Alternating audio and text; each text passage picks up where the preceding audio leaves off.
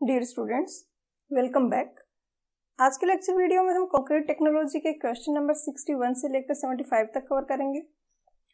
Start करते हैं। Question number 61 में पूछा है कि नीचे दिए गए स्टेटमेंट में से इनकरेक्ट कौन सा है। यहाँ पर दिए गए सारे स्टेटमेंट इनकरेक्ट है। आंसर होगा ऑप्शन डी। स्टेटमेंट ए में दिया है कि जिप्सम है वो डिक्रीज करता है सेटिंग टाइम को।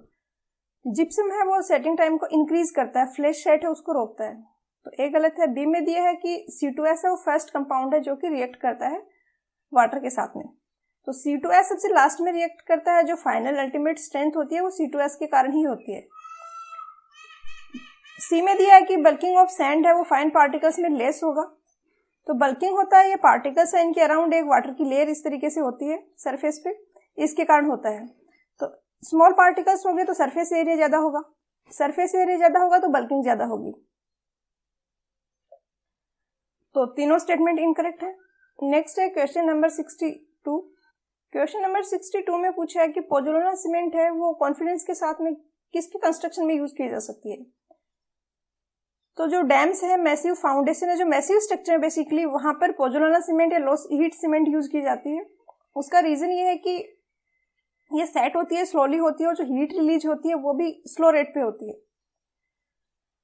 तो आंसर यहाँ पे ऑप्शन ई होगा। पोज़ोलाना जो सीमेंट है, एक तो हीट ऑफ हाइड्रेशन उसका कम होता है, उसके साथ में सल्फेट अटैक और क्लोराइड आयन पेनिट्रेशन के लिए इसकी रेजिस्टेंस होती है वो काफी अच्छा होता है। तो इसको सीवर्स में, सीवर्स डिस्पोजल वर्क वगैरह में यूज करते हैं और मैसिव स्ट्रक्चर्स में यूज करते हैं। नेक्स्ट है क्वेश्चन 63। क्वेश्चन 63 में स्टेटमेंट दिए गए हैं, पूछा है कि करेक्ट स्टेटमेंट कौन सा है।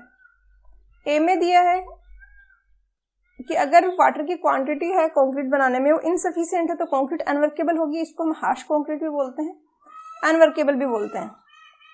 बी में दिया है कि एक्सेस क्वांटिटी होगी तो सेग्रीगेशन होगा, और सी में दिया है कि एक्सेस क्वांटिटी होगी तो ब्लीडिंग होगा। तो सारे स्टेटमेंट करेक्ट है। आंसर यहाँ पे ऑप्शन डी हो जाएगा। सेग्रीगेशन में क्या होता है कि पार्टिकल्स है वो सेपरेट होने लग जाते हैं, और ब्लीडिंग में जो वाटर के पार्टिकल्स है वो सरफेस पे आने लग जाते हैं, सरफेस पे वाटर ज्यादा हो जाता है। तो नेक्स्ट है क्वेश्चन नंबर 64। 64 में पूछा गया कि वाटर सीमेंट रेशियो क्या है। तो ये वाटर और सीमेंट का रेशियो है क्वांटिटी का, जो वॉल्यूम की फॉर्म में भी हो सकता है, वेट की फॉर्म में भी हो सकता है, मास की फॉर्म में भी हो सकता है। तो डी यहाँ पर करेक्ट आंसर होगा। जनरली हम वेट की फॉर्म में लेते हैं, बट वॉल्यूम की फॉर्म में भी ले सकते हैं। नेक्स्ट है क्वेश्चन नंबर 65। क्वेश्चन 65 में पूछा है कि अगर वाटर सीमेंट रेशियो है उसको एक्सप्रेस कर रहे हैं वॉल्यूम की फॉर्म में, तो कितना सीमेंट की क्वांटिटी के लिए जो वाटर रिक्वायर्ड है वो हम लेंगे और उससे रेशियो कैलकुलेट करेंगे। तो सीमेंट का जो एक बैग होता है उसका वेट होता है 50 kg, इसका वॉल्यूम होता है वो स्टैंडर्ड होता है, ये आपको याद भी रखना है, काफी बार इस पे भी क्वेश्चन पूछे जाते हैं। ये 34.5 लीटर होता है। तो इसके लिए जितना वाटर रिक्वायर्ड है वो हम लेंगे और उससे रेशियो कैलकुलेट करेंगे। तो आंसर ऑप्शन डी होगा, और याद कैसे रखना है कि एक सीमेंट के बैग का वेट होता है 50 kg। नेक्स्ट है क्वेश्चन 66। क्वेश्चन 66 में कुछ स्टेटमेंट दिए हैं और पूछा है कि इनकरेक्ट स्टेटमेंट कौन सा है। काफी सारी जगह इसका आंसर आपको ऑप्शन ए दिया हुआ मिलेगा कुछ बुक्स और वेबसाइट्स में, बट मेरे अकॉर्डिंग इसका आंसर है वो ऑप्शन ई होगा। नन ऑफ दीज, सारे स्टेटमेंट करेक्ट है।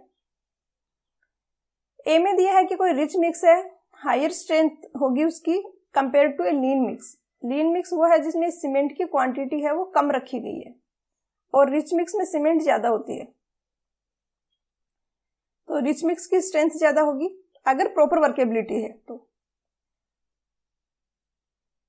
अगर रिच मिक्स में वाटर कम ऐड किया गया, वर्केबल नहीं है, तो फिर हम कंपेयर नहीं कर सकते।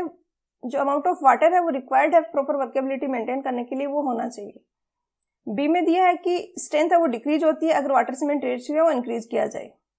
सी में दिया है कि वाटर सीमेंट रेशियो अगर 0.45 से कम है तो कंक्रीट है वो वर्केबल नहीं होगी और हनीकॉम्ब स्ट्रक्चर होगा, उसमें यूनिफॉर्म स्ट्रक्चर नहीं होगा।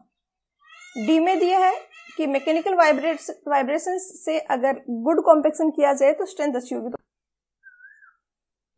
क्वेश्चन 67 में दिया है कि वाटर सीमेंट रेशियो लॉ के अकॉर्डिंग वर्केबल प्लास्टिक कंक्रीट की स्ट्रेंथ के रिगार्डिंग कौन सा स्टेटमेंट यहाँ पर करेक्ट है। तो वाटर सीमेंट रेशियो लॉ है ये directly quantity of water in concrete और स्ट्रेंथ ऑफ कंक्रीट को रिलेट करता है कि जितना ज्यादा वाटर लेंगे उतनी स्ट्रेंथ कम होगी, कम लेंगे स्ट्रेंथ ज्यादा होगी। तो ए स्टेटमेंट यहाँ पे करेक्ट होगा। Depends upon the amount of water used in the mix. किसी को कंफ्यूजन हो सकता है कि बी और सी भी तो मैटर करते हैं, ये भी तो करेक्ट हो सकते हैं, क्योंकि सीमेंट की क्वालिटी और क्वांटिटी भी कंक्रीट की स्ट्रेंथ को इम्पैक्ट करती है। बट यहाँ पे वाटर सीमेंट रेशियो लॉ के अकॉर्डिंग पूछा है, तो वाटर सीमेंट रेशियो लॉ में सीमेंट की कुछ भी क्वांटिटी या क्वालिटी का मेंशन नहीं किया, वहां पर डायरेक्टली क्वांटिटी ऑफ वाटर और स्ट्रेंथ ऑफ कंक्रीट को रिलेट किया गया है। ज्यादा वाटर लेंगे, टू मच वाटर होगा, तो पोर्स में, सीमेंट पेस्ट में पोर्स रहेंगे, उनमें वाटर रहेगा, उसके कारण स्ट्रेंथ वो डिक्रीज होगी। कम लेंगे तो स्ट्रेंथ अच्छी होगी। तो ए हो गया इसका आंसर। नेक्स्ट है क्वेश्चन 68। 68 में पूछा है कि कौन सी कंडीशन है जो कि एप्लीकेबल नहीं है वाटर सीमेंट रेशियो लॉ के अकॉर्डिंग। तो यहां पर आंसर होगा ऑप्शन बी होगा। किसी भी टेम्परेचर में हम उसको स्पेसिमेन को टेस्ट कर ले ऐसा नहीं है, प्रॉपर एक 27 डिग्री सेंटीग्रेड के अराउंड टेम्परेचर मेंटेन किया जाता है क्योरिंग में भी, और फिर उसी पर टेस्ट किया जाता है। तो बी स्टेटमेंट यहां पर इनकरेक्ट है, तो आंसर हो जाएगा ऑप्शन बी। ए में दिया है कि इंटरनल मॉइस्चर कंडीशंस हैं, वो कंप्लीट स्ट्रेंथ गेन करने तक हाइड्रेशन चलता रहता है, तो ये करेक्ट है। इसमें बोला कि सेम साइज और शेप के होने चाहिए, तो स्टैंडर्ड जो स्पेसिमेन का शेप और साइज है वो मेंटेन किया जाता है टेस्टिंग में। नेक्स्ट है क्वेश्चन नंबर 69। क्वेश्चन नंबर 69 में पूछा गया कि करेक्ट स्टेटमेंट यहाँ पर कौन सा है। तो सारे स्टेटमेंट करेक्ट है। ए में दिया है कि हाइड्रेशन ऑफ सीमेंट के कारण स्ट्रेंथ गेन होती है, तो जो रिएक्शंस होती हैं केमिकल सीमेंट और वाटर के बीच में, उसको हाइड्रेशन हम बोलते हैं, और उसी के कारण स्ट्रेंथ गेन होती है। बी में दिया है कि फ्रीजिंग पॉइंट पे सेट नहीं होती है कंक्रीट, तो बहुत ही कोल्ड होगा, टेम्परेचर बहुत कम हो, तो उस केस में कंक्रीट में रिएक्शंस नहीं होते हैं, कंक्रीट सेट नहीं होती है। सी में दिया है कि टाइम के साथ में, एज के साथ में कंक्रीट की स्ट्रेंथ है वो इंक्रीज होती है, तो डी हो गया इसका आंसर। नेक्स्ट है क्वेश्चन नंबर 70।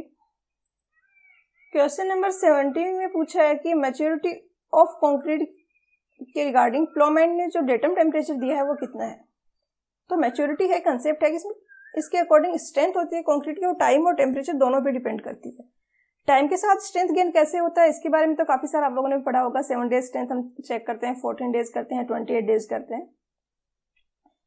बट टेम्परेचर भी मैटर करता है। अगर टेम्परेचर कम है तो फिर टाइम ज्यादा लगेगा, रिएक्शंस बहुत स्लो होंगी। तो जब स्ट्रेंथ की बात करते हैं तो टाइम और टेम्परेचर का मल्टीप्लीकेशन का एक समीशन है, इसको मैच्योरिटी बोलते हैं।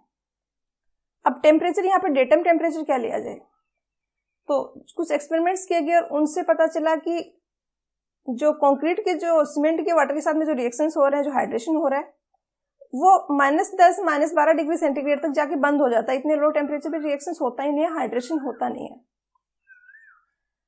तो एक स्टैंडर्ड टेम्परेचर लिया गया -11 डिग्री सेंटीग्रेड की, ये डेटम है। इससे जितना ज्यादा टेम्परेचर है उतना ही ज्यादा अच्छे से स्ट्रेंथ गेन हो रहा है। तो यहाँ पर जो टेम्परेचर हम लेंगे इसका डेटम होगा वो -11 डिग्री सेंटीग्रेड होगा। इससे कितना ज्यादा है टेम्परेचर वो हम यहाँ पर नोट करेंगे। तो ऑप्शंस में यहाँ पे 11.7 डिग्री सेंटीग्रेड दिया गया है, तो फिर ऑप्शन डी है वो करेक्ट हो जाएगा, क्योंकि सबसे क्लोज जो ऑप्शन है वो यही है। 71 भी काफी आसान है। इसमें पूछा है कि हाइड्रेशन है वो सीमेंट का, वो किसके केमिकल एक्शन, वाटर के साथ में कौन सा केमिकल एक्शन होता है जिसके कारण फॉर्म हाइड्रेशन होता है सीमेंट का। तो C3S भी होता है सीमेंट में, C2S भी होता है, C4AF भी होता है और C3A भी होता है। तो ये सारे यहाँ पर दिए गए हैं। Tricalcium aluminoferrite, tricalcium aluminate, dicalcium silicate, tricalcium silicate, तो ये सारे ही होते हैं हाइड्रेशन की रिएक्शन में। तो फिर ऑप्शन डी है वो इसका आंसर हो गया। नेक्स्ट है क्वेश्चन 72। 72 में पूछा है कि हार्डनिंग होता है सीमेंट का, वो किस रेट पे होता है। तो हम जो स्टैंडर्ड लेते हैं 28 डेज की स्ट्रेंथ है उसको कंसिडर करते हैं, और 28 डेज में 70 to 90% इसकी टोटल कंप्रेसिव स्ट्रेंथ का अचीव कर लिया जाता है, और उसके बाद इसका स्ट्रेंथ गेन ऑलमोस्ट 1 ईयर तक चलता है। तो इसको देख के भी आपको आइडिया लग रहा है 28 दिन में तो 70 से 90% तक स्ट्रेंथ गेन हो रही है, और बची हुई जो 10 से 30% की स्ट्रेंथ गेन है उसको 1 साल तक का टाइम लग रहा है। मतलब स्ट्रेंथ गेन हो रहा है, जिस रेट से स्ट्रेंथ गेन हो रहा है वो धीरे धीरे डिक्रीज हो रही है। तो स्टार्टिंग में थोड़ा फास्ट होता है, फिर धीरे धीरे वो रेट जिससे स्ट्रेंथ गेन हो रही है वो डिक्रीज हो रही है। तो ए में दिया है कि rapid rain during the first few days, ये ठीक है। Afterwards it continues to increase, increase नहीं, इसके बाद ये डिक्रीज होती है स्ट्रेंथ गेन करने की rate. Slow rate during the first few days and afterward it continues to increase. तो ऐसा भी नहीं है स्टार्टिंग में रैपिड होता है, उसके बाद में डिक्रीज होता है। यूनिफॉर्म रेट ए भी नहीं है, तो आंसर होगा इसका ऑप्शन डी होगा, नन ऑफ दिस। नेक्स्ट है क्वेश्चन नंबर 73। क्वेश्चन 73 में पूछा है कि आईएसए के अकॉर्डिंग जो फुल स्ट्रेंथ है कंक्रीट की वो कितने डेज पे स्पेसिफाइड है। तो ये 28 डेज पे है, आंसर ऑप्शन डी होगा। और ये 29, 30 ऐसा कुछ नहीं लिया गया है, 28 डेज भी कुछ पर्पसफुली लिया गया है कि ये 7 से डिवाइड हो रहा है, मतलब 4 वीक्स। इट मीन्स क्यूब्स जिस डे को कास्ट किए जा रहे हैं और जिस डे को टेस्ट किए जाएंगे वो डे सेम होगा। जैसे मंडे को कास्ट कर रहे हो तो फिर टेस्ट करेंगे उस दिन भी मंडे ही होगा, तो कोई हॉलीडे नहीं होगा, कोई संडे उस दिन नहीं आएगा, वर्किंग डे होगा, तो फिर टेस्टिंग की जा सके प्रॉपर। नेक्स्ट है क्वेश्चन 74। क्वेश्चन 74 में पूछा गया है कि हाई टेम्परेचर है तो उसका स्ट्रेंथ ऑफ कंक्रीट पे क्या इफेक्ट होता है। तो कंक्रीट में जो हाइड्रेशन है सीमेंट का वो एक एक्सोथर्मिक रिएक्शन है, मतलब इस रिएक्शन में हीट रिलीज होती है। और अगर कोई ऐसा स्ट्रक्चर हम फॉर्म करें बहुत ही मैसिव है तो उसके अंदर टेम्परेचर बहुत ज्यादा राइज हो जाता है, क्योंकि एक्सोथर्मिक रिएक्शंस हो रही हैं और उसके कारण कंटिन्यूअसली हीट रिलीज हो रही है। और जो हीट बाहर एटमॉस्फेयर में यहाँ से जा सकती है तो वो सिर्फ सरफेस से जा रही है, तो अंदर बहुत ज्यादा टेम्परेचर राइज हो जाता है और इसके कारण फिर कंक्रीट में क्रैक्स आ जाते हैं। और ऑब्वियसली क्रैक्स आएंगे तो कंक्रीट की स्ट्रेंथ है वो डिक्रीज होगी, तो हाई टेम्परेचर के कारण स्ट्रेंथ है वो डिक्रीज होती है। तो इसका आंसर होगा ऑप्शन बी। और इसीलिए हम लो हीट सीमेंट या पोर्टलैंड पोजोलाना सीमेंट वगैरह मैसिव स्ट्रक्चर्स में यूज करते हैं, ताकि जो हीट रिलीज हो रही हो वो कम हो और अंदर टेम्परेचर वो बहुत ज्यादा ना हो। क्वेश्चन नंबर 75 में पूछा है कि प्लेसिंग ऑफ कंक्रीट है वो प्रेफरेबली कितने टेम्परेचर पे किया जाना चाहिए। तो 27 और प्लस माइनस 2 डिग्री सेंटीग्रेड है ये स्टैंडर्ड टेम्परेचर है। हालांकि जरूरी नहीं है कि फील्ड में आपको एग्जैक्टली ऐसी कंडीशन मिल पाए, बट कोशिश की जाती है कि प्लेसिंग हो वो इस टेम्परेचर के अराउंड हो। टाइम को इस तरीके से एडजस्ट कर सकते हैं, तो दिन में बहुत ही ज्यादा टेम्परेचर जा रहा है तो मॉर्निंग इवनिंग के टाइम प्लेसिंग की जा सकती है इस तरीके से। तो आज के लेक्चर वीडियो में इतना ही, मिलते हैं नेक्स्ट वीडियो में। पढ़ाई करते रहिए, all the very best. Video कैसा लगा आप कमेंट करके जरूर बताएं। वीडियो अच्छा लगा लाइक करें, अपने फ्रेंड्स के साथ शेयर करें। Thank you.